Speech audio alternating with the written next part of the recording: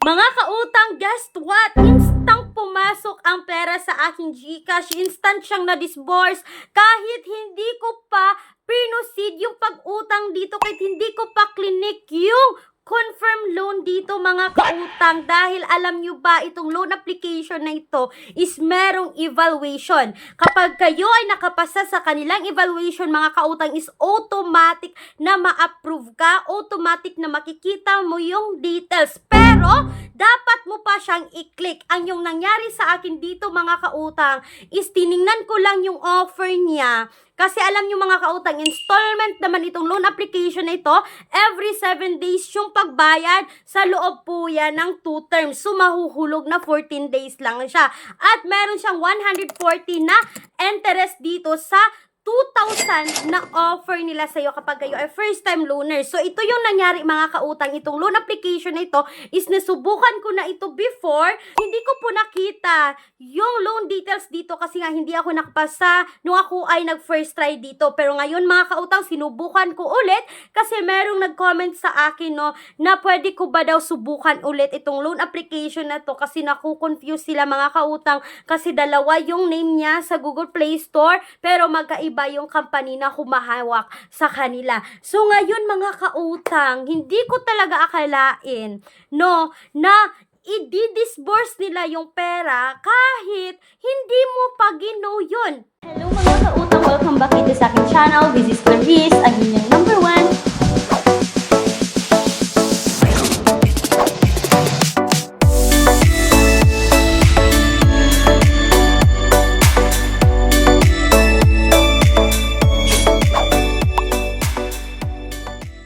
application nito is kailangan yung i-install at i-download. Yes, mga kautang, kapag kayo ay nag-install, kapag kayo ay nag-download, is nakukuha at na-access nila yung phone natin. Kung ayaw nyo naman sa ganito mga kautang, is may mga alternatives loan app tayo na buo mong ma-receive yung pera.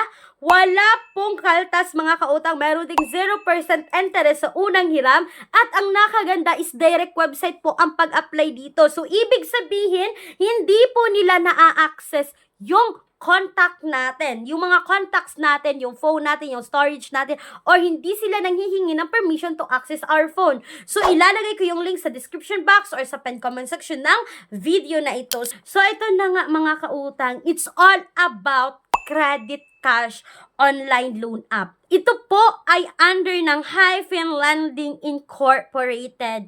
Yes, mga kautang, no, meron siya 4.7 star at 10k reviews. So, as usual, no, kailangan nating install at i-download. Yun ang sabi ko nga kanina, up to 25,000 yung credit limit na bigay nila dito, mga kautang. Pero, kapag ay first time loaner, katulad ko dito is 2,000 yung offer.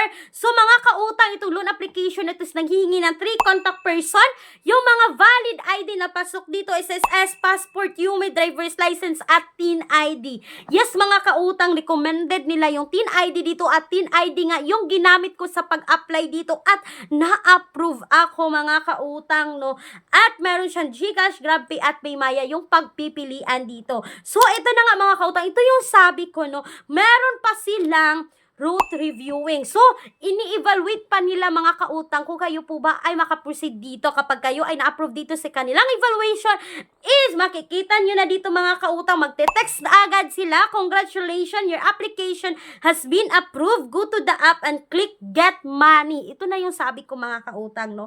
Pagkabungad ko dito sa kanilang app, 2,000 yung offer sa akin. Makikita ko dito yung first schedule ko dito mga kautang, no, is November 14, 2024 na kailangan ko na bayaran ng 1,070 at yung second schedule ko dito mga kautang, no, is November 21, 2024 kailangan ko magbayad ng 1,070. Mga kautang, all in all is 2,140 yung ibabalik mo dito sa 2,000. So 140 lang yung interest. Pero mga kautang, please, magbasa kayo dito kasi sa baba makikita niyo yung details of fee. So, yung term and interest is 140 but meron silang service fee, mga kautang, na 570 pesos. Pagkabunga dito ng kanilang loan details is inisip ko talaga na dapat ko pa ba siyang ipagpatuloy kasi nakita nyo naman mga kautang no na 570 at 140 is malaki na rin na mababawas sa details sa loan natin. 'Di ba mga kautang, sa loan amount natin.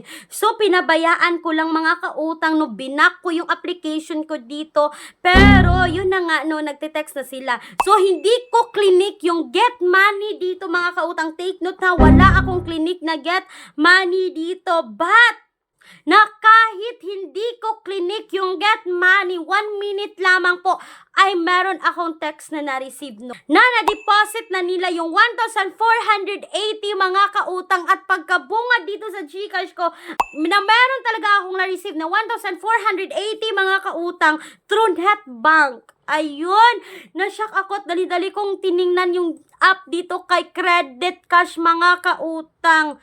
Yan tuloy, no? Yan tuloy, na-approve ako dito, pero hindi ako nag-expect mga kautang na ma-disburse nila yung pera kahit hindi ko clinic yung get money mga kautang.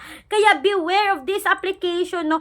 Okay siya kasi nga 14 days, every 7 days yung pagbayad, pero masyadong malaki mga kautang yung 570 na service fee dito. Pero mga kautang, ang iba naman is okay lang sila dito, ganahan lang din sila dito mga kautang, kasi kapag i-compare naman daw natin sa ibang loan application, naaabot ng 800 yung deduction. Ang iba pa nga mga kautang, halos kalahati, 7 days lang. Ito is 14 days, installment pa every 7 days.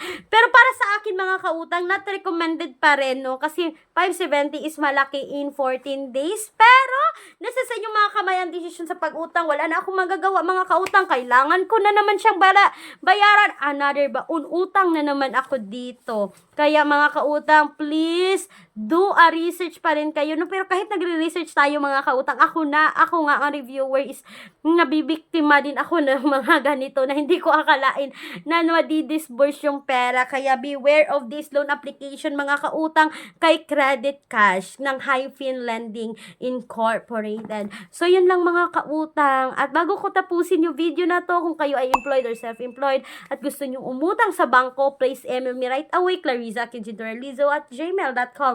Once again mga kautang, sana po ay nakatulong itong video na ito. Please, hindi ko sinasabi na subukan nyo, hindi ko rin sinasabi na hindi nyo subukan.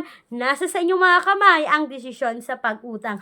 This is Clarice, ang inyong number 1 palautang, dahil utang is life. Bye mga kautang!